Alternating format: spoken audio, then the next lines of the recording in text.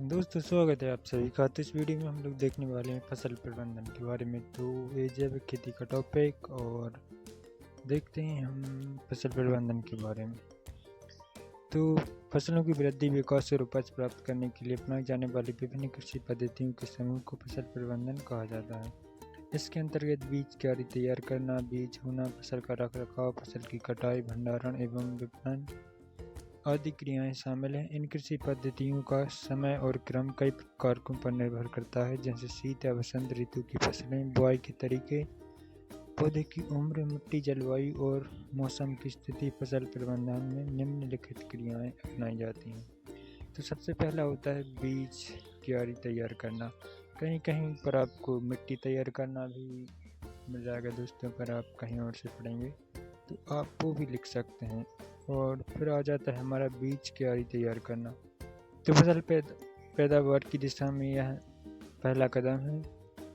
बीज क्यारी तैयार करते समय इस बात का विशेष ध्यान रखना चाहिए कि मिट्टी की सतह में पर्याप्त नमी हो, खरपतवारों से मुक्त हो और मिट्टी बीज संपर्क अच्छा हो। दूसरा है हमारा रोपण। तो रोपण के समय बीज रोग मुक्त एवं स्वस्थ होना चाहिए। साथ ही अच्छे बीज अंकुरण के लिए मिट्टी के तापमान और नमी पर भी विशेष ध्यान देना चाहिए। इसके बाद आ जाता है उर्वरक। तो उर्वरकों का सही उपयोग फसल प्रबंधन का महत्वपूर्ण घटक है। मिट्टी में उर्वरक डालने से पहले पौधों के लिए आवश्यक पोषक तत्वों की जांच मिट्टी परीक्षण द्वारा की जानी चाहिए। इसके अलावा उर्वरकों की मात्रा, प्रकार, रूप, समय, प्रयोग करने की विधि, मौसम, मिट्टी की स्थिति आदि कारक फसल पैदावार में निर्णायक भूमिका निभाते हैं।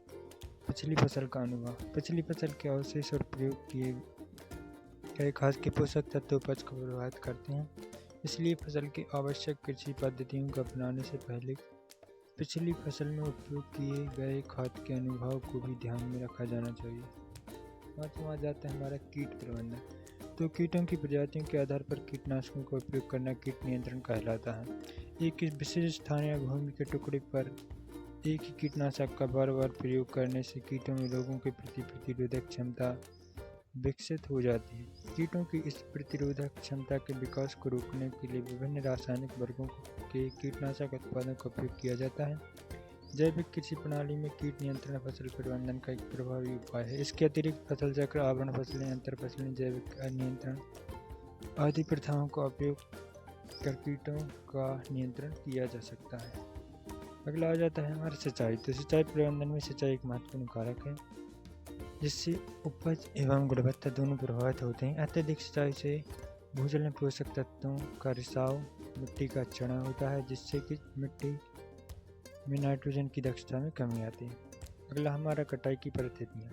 तो बहुत अधिक गीली, नमी या बर्फीली परिस्थितियाँ फसल कटाई में बाधक होती हैं और इससे फसल की उपज और गुणवत्ता दोनों प्रभावित होते हैं।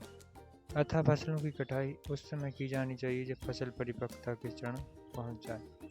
उसके बाद हमारा आ जाता है भंडारण। तो कृषि उपज का भंडारण एक चुनौतीपूर्ण कार्य है और उचित भंडारण स्थितियों के अभाव में अनाज या फसल की गुणवत्ता प्रभावित हो सकती है। इसीलिए फसल की गुणवत्ता को बनाए रखने और कीटों को संक्रमण से बचाने के लिए उचित तापमान पर संग्रहित किया जाना चाहिए।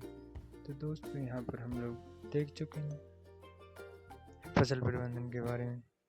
तो इतना ही है दोस्तों, इतना आपके लिए काफ़ी हो सकता है। और जैविक खेती के और टॉपिक के लिए आप प्लेलिस्ट पर जाकर देख सकते हैं, बहुत सारे नोट्स आपको मिल जाएंगे।